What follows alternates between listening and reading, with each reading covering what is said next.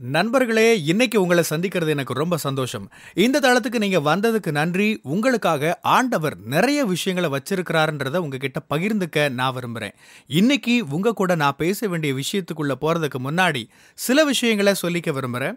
நீங்க ஜான் கிஃப்டா அப்படின்ற என்னோட Instagram, Facebook, YouTube மூலமா என்ன ஃபாலோ பண்ணி என்னோட பதிவுகள நீங்க பெறலாம். தினமும் என்னோட பாட்காஸ்ட் நீங்க கேட்கலாம். ஆண்டவரோட கிருபையில அதெல்லாம் நல்ல கிரியை செய்து வர்றத நான் பார்க்கிறேன். நீங்களும் அத தினமும் கேளுங்க. நிச்சயமா அது உங்களுக்கு ஒரு பெரிய ஆசீர்வாதமா இருக்கும்னு என்னால சொல்ல முடியும். ஜான் கிஃப்டா அப்படின்ற என்னோட யூடியூப் சேனலை தினமும் பார்க்க மறக்காதீங்க. Fuel for the soul with John கிஃப்டா அப்படின்ற இங்கிலீஷ் பாட்காஸ்டையும் நீங்க தினமும் கேட்கலாம். www.johngifta.com அப்படின்ற என்னோட வெப்சைட்லையும் இது எல்லாமே இருக்கும். இந்த பாட்காஸ்ட் மூலமாக மீண்டும் உங்களை சந்திக்க வாய்ப்பு கிடைச்சதுல சந்தோஷம். முந்தைய எபிசோட்ல சொன்னது போல 1 தெசலோனிக்கேயர் நிருபத்துல இருந்து சில வாழ்க்கை நடைமுறைகளை உங்க கூட பகிர்ந்துக்கலான்னு இருக்கேன். இப்ப நான் சொல்ல போற விஷயங்கள் உங்க வாழ்க்கையோட நடைமுறை பழக்க வழக்கமா இந்த வருஷத்துல மாறணும்னு ஆசைப்படுறேன். இந்த வார்த்தைகள் உங்களுக்கு ஆசீர்வாதமா இருக்கட்டும்னு நான் ஜெபிக்கிறேன். 1 தெசலோனிக்கேயர் 5ஆம் அதிகாரம் 17ஆம் வசனத்தை உங்களுக்கு ஞாபகப்படுத்த விரும்புறேன். இந்த வேத பகுதி உங்களுக்கு நிச்சயமா பரிச்சயமான ஒன்னாதான் இருக்கும். இடைவிடாமல் ஜெபம் பண்ணுங்கள், தொடர்ந்து ஜெபியுங்கள், ஜெபிப்பதை நிறுத்தாதிருங்கள், ஜெபத்தில் தொடர்ந்து நிலைத்திருங்கள். இப்படி பல்வேறு மொழிபெயர்ப்புகள் சொல்லுது. இன்றைய தலைமுறையினருக்கு இருக்கிற ஒரு பிரச்சனை என்னன்னா, எல்லாமே உடனடியா கிடைக்கணும்னு ஆசைப்படுறாங்க. அவங்களுக்கு எதுக்காகவும் காத்திருக்கக்கூடிய அந்த பொறுமை இல்லை. அவங்களுக்கு எல்லாமே உடனே கிடைச்சிடணும். ஜெபம்னா என்ன? வேற ஒண்ணும் இல்ல. நீங்க ஆண்டவரோட தொடர்பு கொள்றீங்க, அவரோட பேசுறீங்க. நீங்க பேசுறது மட்டும் இல்ல, அவரும் உங்களோட பேசுறாரு. இது ஒரு உரையாடலா இருக்கு. நீங்க பேசிட்டு வந்துடுறது இல்ல, அவர் பேசட்டும்னு காத்திருக்கிறீங்க. அவர் என்ன சொல்றாருன்னு கேட்கறதுக்கு நீங்க விரும்பி காத்திருக்கிறீங்க.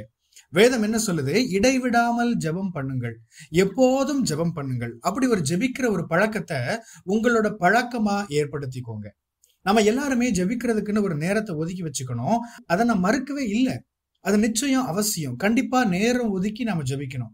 ஆண்டவரோட பாதத்துல காத்திருக்கிறதுக்கு நம்ம நேரம் ஒதுக்கணும். அவரோட சமூகத்துல உட்கார்ந்து வேதத்தை நம்ம தியானிக்கணும், அதுக்கு நேரம் ஒதுக்கணும். இப்படி எல்லாம் இருக்கு. இப்படி ஒரு தியான நேரத்துக்கு, ஒரு குவைட் டைமுக்கு நீங்க நேரம் நிச்சயமா ஒதுக்கணும், அதுல சந்தேகமே இல்லை. ஆனா அதே சமயம் இடைவிடாமல் ஜெபிக்கிற ஒரு அனுபவத்தை, ஒரு பழக்கத்தையும் நீங்க கொண்டு இருக்கணும். அப்படி ஒரு ஜெப வழக்கம் ரொம்ப முக்கியமானது. ஜெபம்ன்றது ஒரு கடமை மாதிரி இல்லை, அது ஒரு சடங்கு இல்லை. அதிகாலையில கண்ணு முழிச்சதும் அல்லது ராத்திரி தூங்க போறதுக்கு முன்னாடி மட்டும் செஞ்சுட்டு போயிடுறதுன்னு அது ஒரு கடமையா மாறிடக்கூடாது. அது உங்க வாழ்க்கை முறையா மாறணும். ஆண்டவரோட அப்படிப்பட்ட ஒரு தொடர்ச்சியான உறவு கொண்டிருக்க வேண்டும். ஆண்டவரோட எப்போதும் நாம அப்படிப்பட்ட ஒரு தொடர்புல இருக்க வேண்டும். எப்பவும் எங்க போனாலும் என்ன செஞ்சுட்டு இருந்தாலும் நீங்க ஆண்டவரோட தொடர்ந்து தொடர்புல, அவரோட உறவுல இருக்கணும். அப்படிப்பட்ட ஒரு ஜெப வாழ்க்கை முறையை நீங்க பின்பற்றுவீங்களா? ஜெப வாழ்க்கை முறைன்றது ஜெபம்ன்ற ஒரு தனி செயல்ல இருந்து மாறுபட்டது. ஜெப வாழ்க்கை முறைன்னு எப்படி தெரியுமா? நீங்க ஒரு மளிகை கடைக்கு போறீங்க, அப்போ ஆண்டவரே நீங்க என்னோட இருக்கிறீங்க, சரியான பொருட்களை வாங்க எனக்கு உதவி செய்யுங்கன்னு சொல்றது. ஒருவேளை நீங்க ஒரு நண்பரை சந்திக்க போறீங்க, அப்ப ஆண்டவரை பார்த்து, ஆண்டவரே நான் அந்த என்னோட நபருக்கு ஆசீர்வாதமா இருக்கணும், சரியான நேரத்துல சரியான காரியங்களை அவங்களுக்கு நான் சொல்லணும், இந்த ஒரு ப்ராஜெக்ட் எனக்கு கிடைக்கணும், இந்த வேலை எனக்கு கிடைக்கணும், உங்களுடைய ஞானம் எனக்கு இருக்கணும். இப்படி நீங்க என்ன செஞ்சுட்டு இருந்தாலும் அதுல ஆண்டவரோட நீங்க தொடர்ந்து தொடர்பில் இருக்கணும். தொடர்ந்து ஆண்டவரை சார்ந்து இருக்கணும். தொடர்ந்து ஆண்டவரை நோக்கி பார்க்கணும். தொடர்ந்து ஆண்டவரோட தொடர்பில் இருக்கணும். நீங்க பயணத்துல இருந்தாலும், நீங்களே வாகனம் ஓட்டினாலும், இப்படி என்ன செஞ்சுட்டு இருந்தாலும் ஆண்டவரோட தொடர்ந்து தொடர்பில் இருக்கணும். எனக்கு வாகனம் ஓட்டிட்டே இருக்கும்போது ஜெபிச்சுட்டு போறது ரொம்ப இஷ்டம். இப்படி ஒரு தொடர்ச்சியான தொடர்பு ஆண்டவரோட கொண்டு இருக்கிற ஒரு வாழ்க்கை முறைக்கு நீங்க வந்துட்டீங்கன்னா, அதுக்கு ஈடு இணை வேற எதுவுமே கிடையாதுங்க. இந்த வருஷம் உங்களுக்கு சிறப்பான ஒரு வருஷமா இருக்கணுமா? நீங்க ஜெபிக்கிற ஒரு நபரா இருக்கணும். ஒரு ஜெப வீரனா, ஒரு ஜெப வீராங்கனையா இருக்கணும். ஜெபம் தான் உங்க வாழ்க்கையில ஒரு மாபெரும் வித்தியாசத்தை கொண்டு வரும். உண்மையில ஒரு ஜெபம் நீங்க செய்வீங்கன்னா ஆண்டவரோட தொடர்பில் இருப்பீங்க. எப்பவும் எல்லா சமயத்திலையும் அவரோட தொடர்பில் இருப்பீங்க. அது நிச்சயமா ஒரு பெரும் மாற்றத்தை கொண்டு வரும். அப்படிப்பட்ட ஒரு ஜெப வாழ்க்கை முறையை பின்பற்ற உங்களை நான் இன்னைக்கு அழைக்கிறேன். ஆண்டவரோட தொடர்ந்து தொடர்பில் இருக்கிறீங்களான்னு உங்களை நீங்களே ஆராய்ந்து பார்க்க உங்களை அழைக்கிறேன். ஒருவேளை நீங்க ஒரு திரைப்படம் பாக்குறீங்க, அந்த திரைப்படத்தை ரசிச்சு பாக்குறீங்க, அப்ப கூட நீங்க ஆண்டவரை நோக்கி பார்க்கலாம். ஆண்டவரே இந்த திரைப்படத்துல இருந்து எனக்கு என்ன கத்துக் கொடுக்குறீங்கன்னு கூட கேட்கலாம். ஒருவேளை நீங்க உங்க நண்பர்களோட சேர்ந்து ஊர் சுத்திட்டு இருக்கலாம், ஜாலியா நீங்க இருக்கலாம், அப்ப கூட நீங்க ஆண்டவரை நோக்கி பார்க்கலாம். ஆண்டவரே உம்முடைய கிருபையாலதான் நான் இப்படி இருக்கிறேன், நான் இந்த நேரத்தை ஆரோக்கியமா கழிக்க எனக்கு உதவி செய்யுங்கன்னு கேட்கலாம். சரியான பாதையை விட்டு நான் தவறிடக்கூடாது, சரியான வார்த்தைகளை நான் பேசணும், உங்களுடைய நாமத்துக்கு மாத்திரம் நான் மகிமையை கொண்டு வரணும், என் மூலமா என்னோட நண்பர்கள் உங்களை பத்தி தெரிஞ்சுக்கணும். இப்படி எல்லாம் ஜெபிக்கிற ஒரு இடத்துக்கு நீங்க வரணும். நீங்க எங்க இருந்தாலும் சரி, என்ன செஞ்சிட்டு இருந்தாலும் சரி, அதன் ஊடாகவும் நீங்க ஜெப வாழ்க்கை முறையை கொண்டிருக்க முடியும். ஆண்டவரோட தொடர்ந்து தொடர்புல உங்களால இருக்க முடியும். இந்த பாட்காஸ்ட் உங்களை அதை நோக்கி நடத்துற ஒரு சவாலா இருக்கட்டும்.